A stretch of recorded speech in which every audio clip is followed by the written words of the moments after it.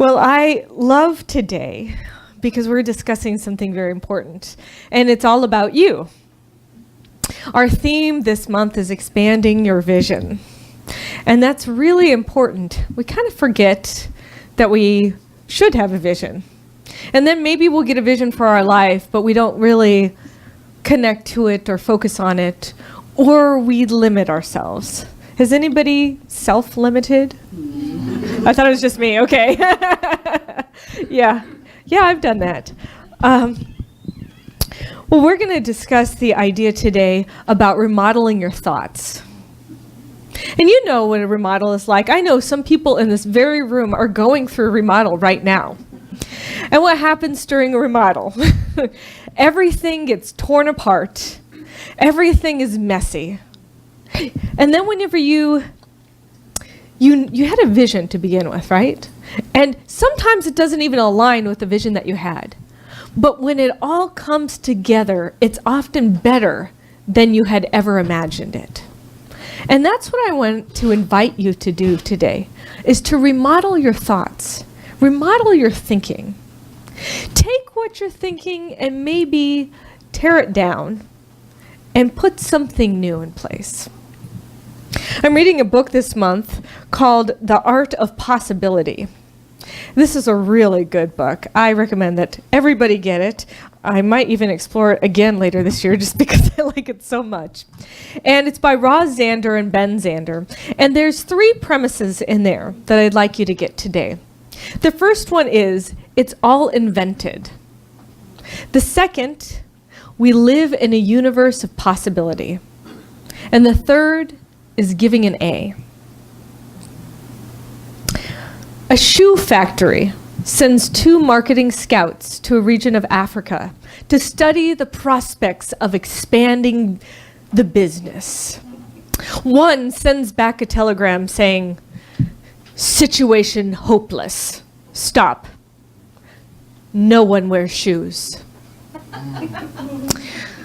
The other writes back triumphantly, "Glorious business opportunity. Stop. They have no shoes." And doesn't that show you what perspective you're coming from? It doesn't matter. It's the same situation out there. It doesn't matter where you are. It depends on where you're coming from, where you're thinking from. Mary Kay Ash said it best. She said, "If you think you can't, you're right." Dale Carnegie said, "Remember, happiness doesn't depend on who you are or what you have. It depends solely on what you think." Even Shakespeare said, "Nothing is good or bad, but thinking makes it so." We have a limited vision. Now, this is a fact, actually. We have 11 million bits per second that come into our brain of information. We actually perceive 11 million bits of information per second. This is according to Encyclopedia Britannica. Who knew they still have it, but it's online now. And our brain processes 50 bits per second. 50 bits. That is so limited. So 11 million bits come in per second, and our brain processes 50 bits. I want an upgrade. Yeah, I want an upgrade too. Well, you know, we're not the only ones who have a limited viewpoint. A frog, the frog's vision is very limited.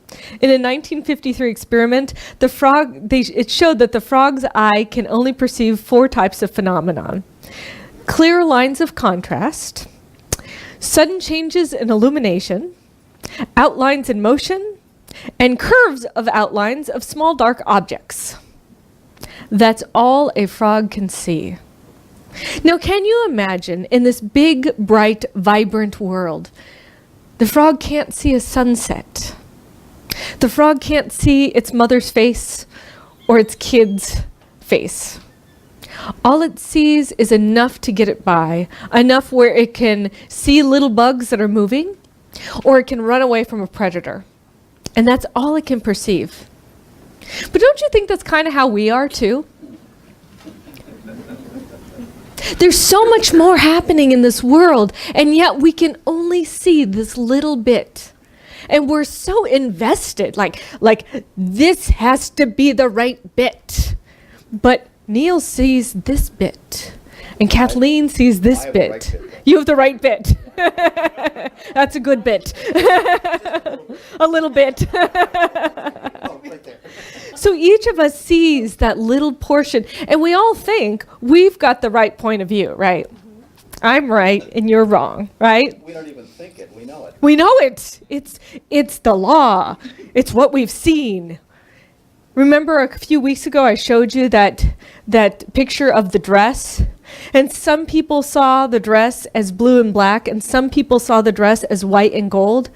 Even the things that we see that's processed by our brain, we see differently. So what does this tell us? It tells us that there's so much more that we could be seeing. That maybe we could be open to the possibility of expanding our vision to seeing beyond that. Do you know a bee sees ultraviolet light?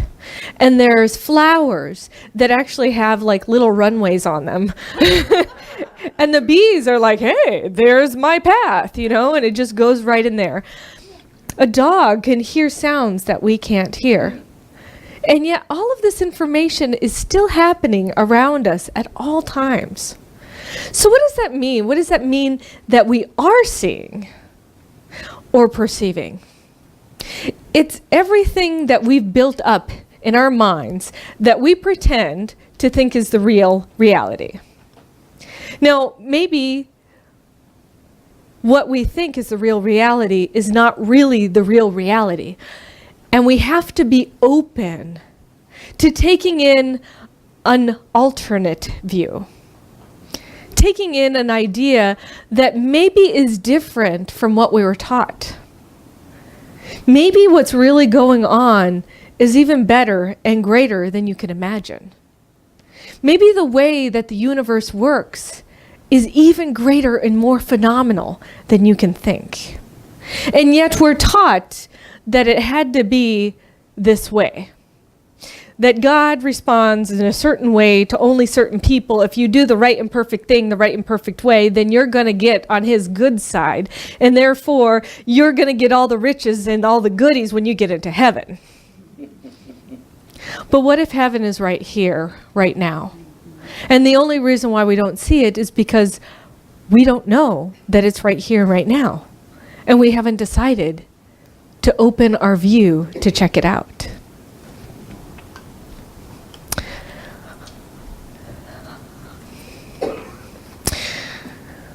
In this book it says, we perceive only the sensations we are programmed to receive, and our awareness is further restricted by the fact that we recognize only those for which we have mental maps or categories. There was an experiment done with the Me'in, I think it's Me'in, might be Ma'in, the Me'in people of Ethiopia. And they were presented for the very first time photographs of people or animals. And you know what they did with the photographs?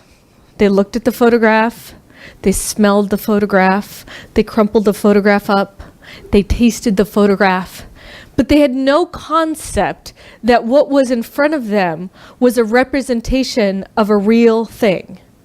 They didn't see that the two-dimensional object was a three-dimensional thing. They couldn't see it because they had never seen a photograph before.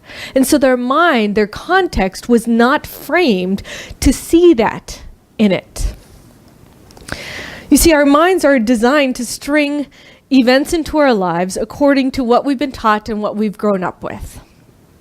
So the truth of the matter is, it's all invented. Everything in our minds is invented. So if it's all invented anyway, we might as well invent a story or framework of meaning that enhances our quality of life or the quality of life of those around us. If everything is made up, if whatever we see is just made up from what we think is real, why don't we make up a reality that we like? Why don't we make up something that works for us, that supports people around us? You know, Kathy was talking about today about how, in her beautiful authenticity, how many of us talk to ourselves and have this perfectionism thing. Now, being perfect isn't wrong because each and every one of us are perfect already. There's nothing wrong with that. However, a concept, a framework of what perfection looks like is absolutely unattainable for people. There's not a perfection that's attainable. It's a concept in our heads that is unattainable, and yet we're striving for the unattainable, and then we beat ourselves up for not being the unattainable perfection. When really, we're already perfect. We're striving for something that we already are. The second concept is we live in a universe of possibility.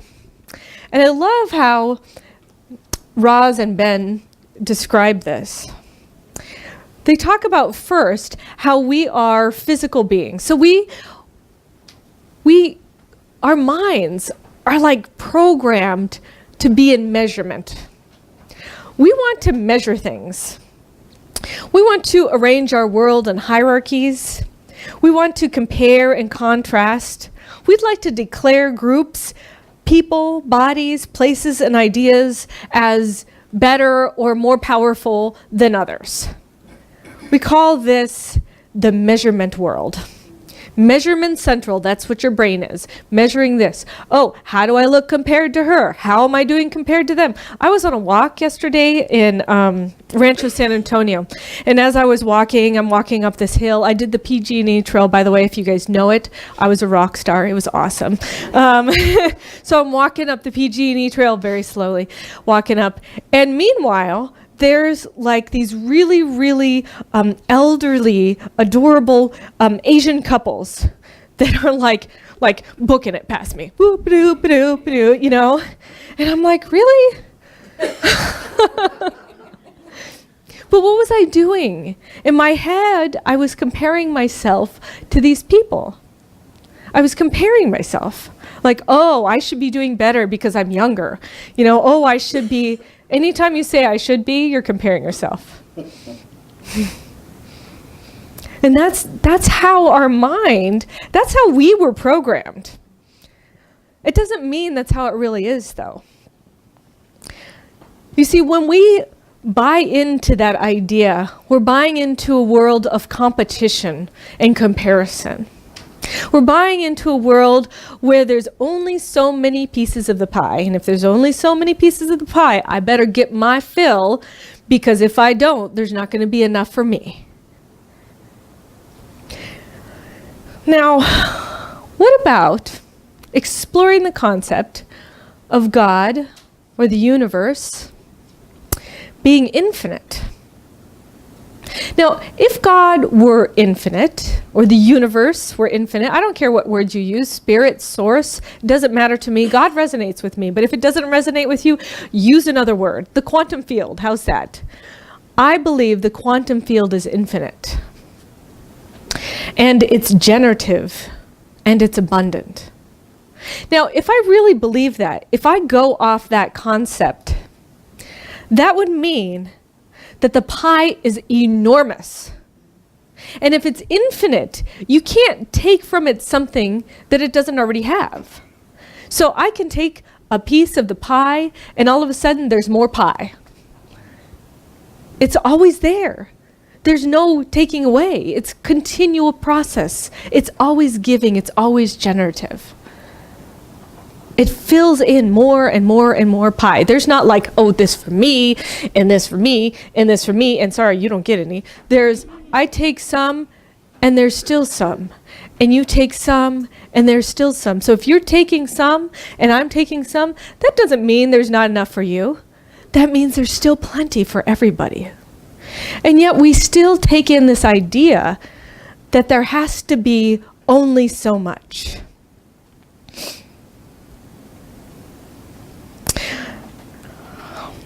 On page 20, it says, the action in a universe of possibility may be characterized as generative or giving, in all sense of that word, producing new life, creating new ideas, consciously endowing with meaning and contributing. So instead of worrying about the things itself, it's focusing on relationships. The relationship between people and environments is highlighted, not the people and things themselves. That's like what Neil talked about. Why am I? Thinking about that. If it weren't for me, then the relationship between me and you would not be possible. The relationships between things are more important than the things themselves, including your relationship with yourself. What if you focused on relationships only? What if you focused on being an uplifting person towards yourself and towards everybody you meet? Instead of worrying about the thing itself, oh, can I get this great car? Oh, can I get this thing? How can I be? What if you said, how can I be with this person? How can I be a presence that uplifts another? That's living in a universe of possibility.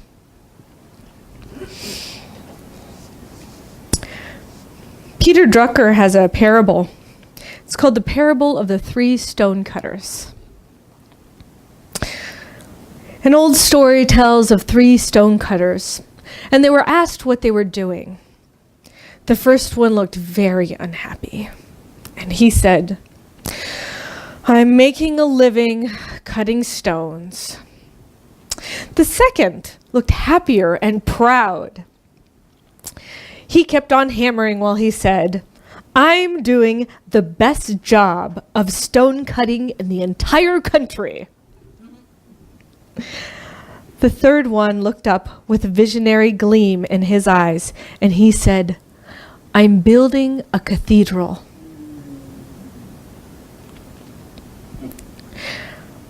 Many people sense the meaning in this parable, but you don't see how to use it or improve your life.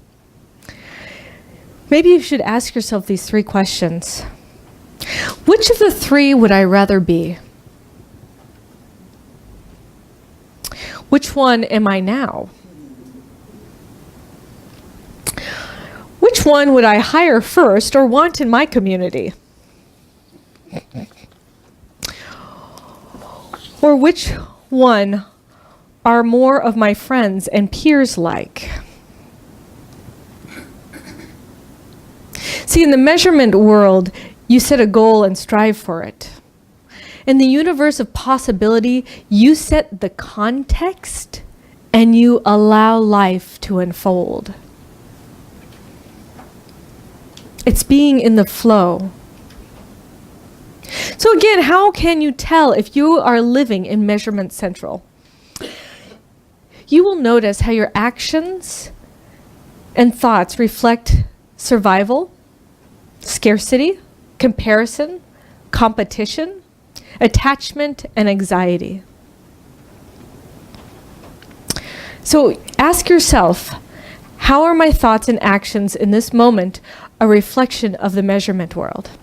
And if you notice, you start thinking, I think that maybe I'd be doing better at this than somebody else, then you're comparing again. So in every moment, how are my thoughts and actions in this moment reflections of the measurement world? Oftentimes, it's just taking ourselves away and being the observer on how our brain is processing that actually gets us out of being in that space. Being the observer of our own thought process. I'm sure you've had that before, where you've stepped away and you've noticed your monkey mind going off and you're like, wow.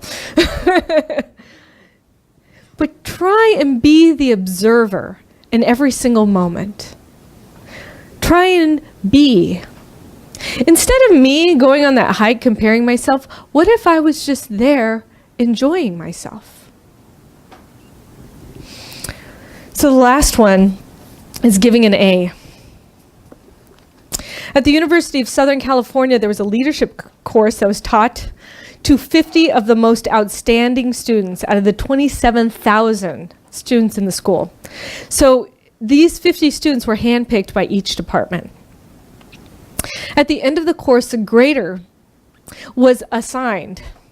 They had to give 1/3 of the class A's, 1/3 of the class B's, and 1/3 of the class C's. Now, can you imagine? You have been handpicked of this course because you are better than 27,000 other students, and you get a C in this leadership course. So imagine the blow to your morale. But the truth is, it's all invented.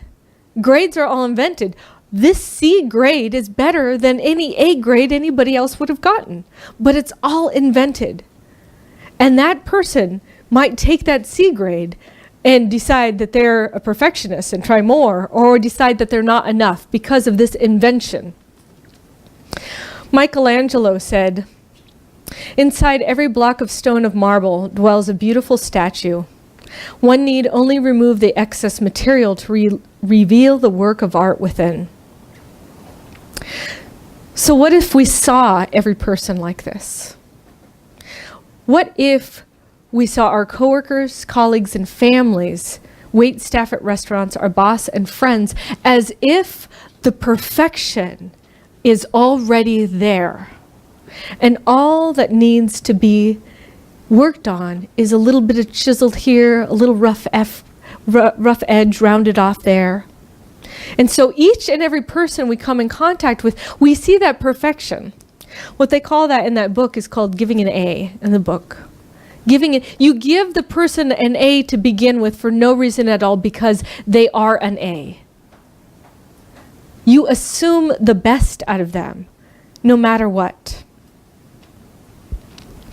Ben Zander, he did that with his students. He's a conductor, and he gave an A at the beginning of the class, and then he asked them to fulfill what they needed to do to maintain that grade. So the assumption was, you're already an A, and now you just get to live up and be it. There was one student that was really confused by this. He was from Taiwan, and he said, "In Taiwan, I was number 68 out of 70 student. I come to Boston, and Mr. Zander says I am an A. Very confusing. I walk about 3 weeks. I am confused. I am number 68, but Mr. Zander says I am an A. I am number 68, but Mr. Zander says I'm an A. One day, I discover I am much happier being an A. So then I decide I am an A."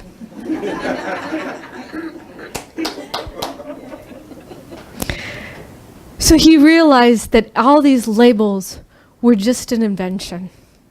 So if you're going to invent something, why don't you invent something good? Remember, number one, it's all invented. Number two, we live in a universe of possibility. And number three, give yourself and everybody around you an A. Because if you're going to make assumptions about people, you might as well assume the best.